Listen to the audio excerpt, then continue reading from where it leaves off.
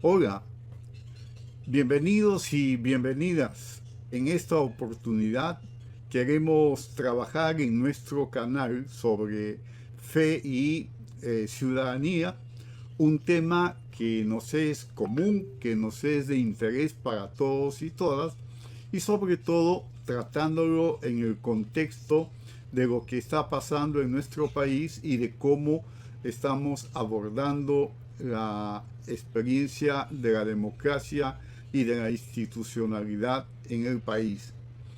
En esta ocasión quiero abordar un tema que lo he titulado Religión incómoda, y sobre todo porque hay un enfoque que quiero hacer rescatando dos situaciones que se han dado en el país en las últimas semanas, y tiene que ver también con la participación, la presencia y el papel que juega el cardenal Carlos Castillo, cardenal del Perú, y Monseñor arzobispo de Lima. La religión incómoda. El cardenal Carlos Castillo Matagrosio, arzobispo de Lima, sigue en el centro de las críticas de algunos sectores de la derecha política y religiosa de Lima. Sus declaraciones sobre la situación política y social del país ha generado reacciones de todo tipo, produciendo una suerte de conmoción en algunos sectores del ala conservadora de la Iglesia y de la sociedad. Para poner un poco en contexto esta situación, quiero señalar que con motivo de la misa Terium tradicional durante las fiestas patrias, el pasado mes de julio, Monseñor Castillo se refirió al estado catastrófico del Perú como una catástrofe social y moral. En reacción, se han escuchado diversas opiniones y juicios sobre la homilía de Monseñor, y se ha señalado la impropiedad cometida por el cardenal Castillo al emitir juicios políticos en una ceremonia estrictamente religiosa, cuyo propósito es la acción de gracias por el país y la nación. Pero por otro lado, también tenemos la reciente exhortación del arzobispo para que se deroguen las llamadas leyes pro crimen, aprobadas y promulgadas por el gobierno anterior, que flexibilizan normas y procedimientos de control y de prevención del delito y la criminalidad. Esta exhortación tiene el propósito de favorecer un clima adecuado de seguridad en preparación a la llegada del Papa León XIV en su visita pastoral de noviembre próximo. En ese sentido, las críticas parten de la premisa de que existe un límite entre la religión y la política, y que no se pueden mezclar ambas dimensiones. No puede usarse, dicen, el púlpito o la autoridad eclesial para hacer opiniones políticas y promover ideologías particulares. A nosotros nos parece pertinente de nuestra parte hacer algunas consideraciones puntuales para animar la reflexión y cómo podemos responder y hacer frente al respecto. Y quiero comenzar señalando algunos apuntes sobre la relación entre religión y política, sin ahondar y sin darle un corte académico profundo, ¿verdad? Solamente puntual. En primer lugar, tenemos que decir que ambas esferas, la política y la religión, hacen referencia a dos aspectos o dimensiones distintas de la vida humana. Por un lado, la política tiene que ver y se ocupa de la dimensión social, de las cosas de aquí, y corresponde a ella la gestión de las condiciones que dan lugar a la convivencia de todos y de todas en el marco comunitario y en el marco de la justicia, el derecho y el bien común. Y la religión, por su parte, es la esfera de la vida humana que hace referencia a la dimensión de los valores morales y espirituales, el sentido de las cosas trascendentes del ser humano. Ahora, históricamente tenemos que señalar que estas dos dimensiones se han construido en distintos modelos de relación, que han ido de la supeditación de lo político a lo religioso, especialmente en estados teocráticos confesionales, a la supeditación de lo religioso a lo político. Esto se da en estados laicistas o ateos. Pero en estados democráticos, especialmente, ha sido apropiado buscar un equilibrio entre ambas dimensiones, lo político y lo religioso, como esferas, dimensiones que no se excluyen entre sí y cuya comprensión nos da una idea cabal del ser y la vida humana, social e histórica. Desde esta perspectiva, no es extraño que actores sociales y políticos emitan opiniones y procedan con acciones y comportamientos con un sentido religioso, y que sus discursos y narrativas se construyan con declaraciones religiosas, tanto católicos, protestantes, laicistas y de otro orden. Y lo mismo va a suceder que actores religiosos, obispos, sacerdotes, pastores y otros miembros del clero se vean en ocasiones realizando juicios y emitiendo opiniones políticas personales en referencia a las situaciones de la realidad, y también es frecuente declaraciones y pronunciamientos colectivos institucionales con ese carácter político. En nuestro país no hemos estado exentos de situaciones en las que estos modelos de relación hayan estado presentes.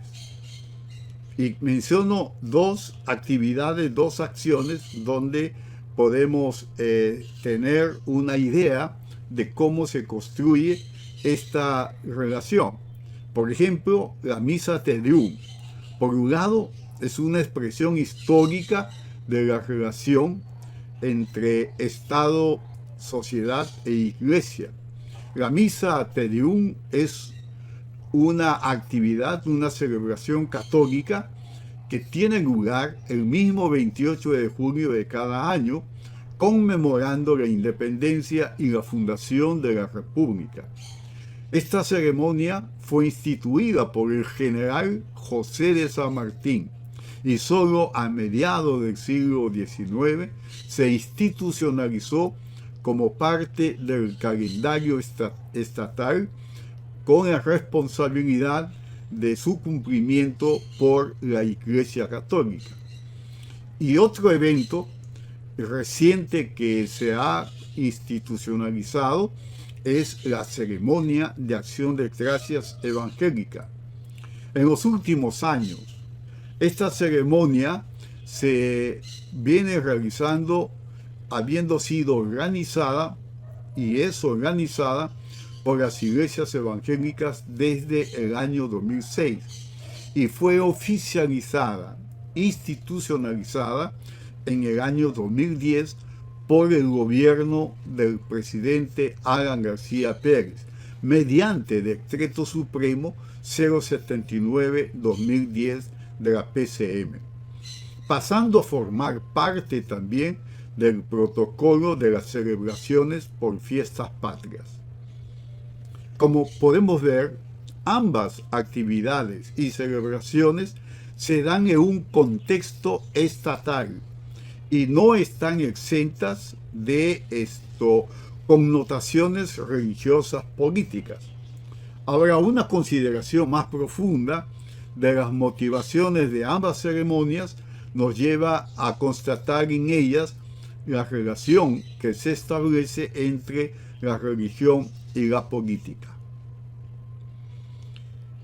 Algunas reflexiones que nos ayuden a enfocarnos en la perspectiva de la significancia de estos dos eventos y de la llamada limitación y las fronteras entre lo religioso y lo político. Ambas ceremonias son actividades religiosas políticas que han tenido lugar en el marco de los contextos históricos políticos del desarrollo de la República. Una primera conclusión que podemos tener de este proceso es situarlos como acciones y en sus consecuencias políticas. Y ahí tenemos que ver cómo se han ido construyendo alrededor de estas actividades los discursos y narrativas que se han llevado a cabo desde los principales protagonistas. Y podemos notar que en ese contexto hay situaciones cuando la religión incomoda o la religión cobra un matiz incómodo. Y en este sentido, hay que decir que el discurso, sermón o exhortación del cardenal Castillo no se legitima o deslegitima por el lugar o la ocasión en el que fue pronunciado. El tema de fondo es lo que Monseñor comunicó a la población y a las autoridades del Estado responsables de administrar una gestión justa, equitativa e inclusiva a favor de la población y principalmente de las grandes mayorías desfavorecidas. Como Monseñor Juan Luis Cipriani, para poner un antecedente, y otras autoridades eclesiásticas, por ejemplo, la celebración de la Misa Te Deum, repitió sin alteración la tradición heredada desde la fundación de la República. Es decir, se constituyó y lo mantenían como una acción de gracias por la nación, y la exhortación pastoral por mantener el orden, los valores cristianos heredados como base de la integración y de la unidad de la nación. Y las declaraciones personales y oficiales de Monseñor Cipriani siempre estuvieron encaminadas a mantener relaciones y de convivencia cordiales con el poder. Con Monseñor Castillo se ha producido un cambio significativo de la palabra pastoral de la Iglesia, que ha tenido un peso profético pastoral este año. Un sermón que ha roto la tradición de la homilía de la acción de gracias para hacer una lectura de la situación del país y emitir juicios de valor sobre los problemas que aquejan a la sociedad, el Estado y la vulneración de los derechos humanos, y sobre todo a la afectación a los más pobres, con la discriminación, la falta de justicia, las víctimas de violencia del Estado.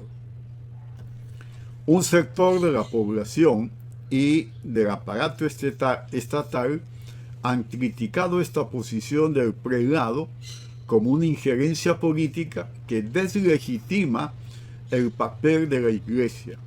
Ellos esperan que la Iglesia y sus autoridades estén en una posición de neutralidad frente a los acontecimientos políticos para no parcializarse en sus juicios.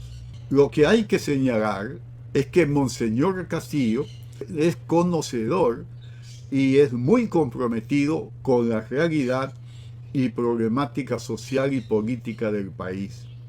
Y él se ha pronunciado con toda autoridad sobre los temas que aquejan la institucionalidad de la democracia, los derechos humanos y la desprotección de las poblaciones vulnerables, especialmente de los sectores rurales en el sur andino y amazónicos, que están siendo amenazados por la violencia, la destrucción de su medio ambiente y la desprotección de los derechos más elementales que les corresponden.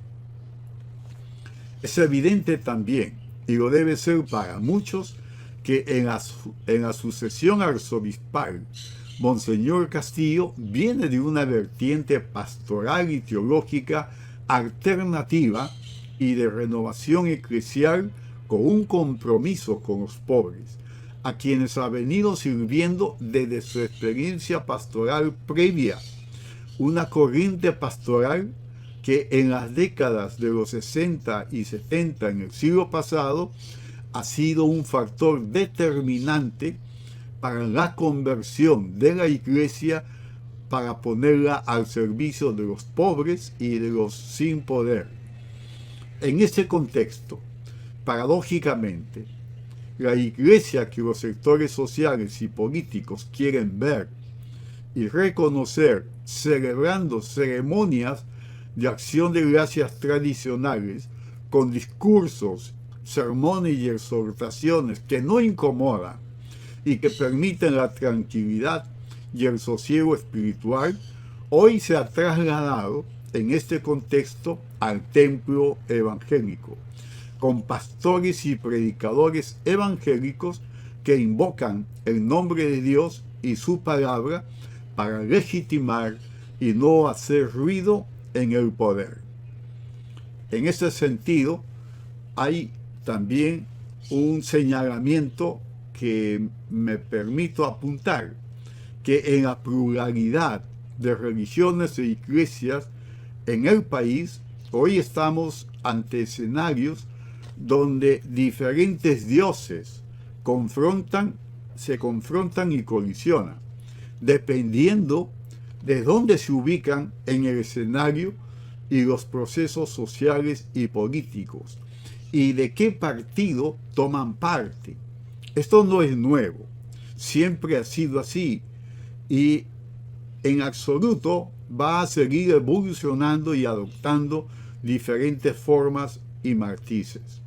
En esta perspectiva, volvemos a verificar el rol de la Iglesia y la función de la religión para legitimar o hacer la crítica necesaria de la política.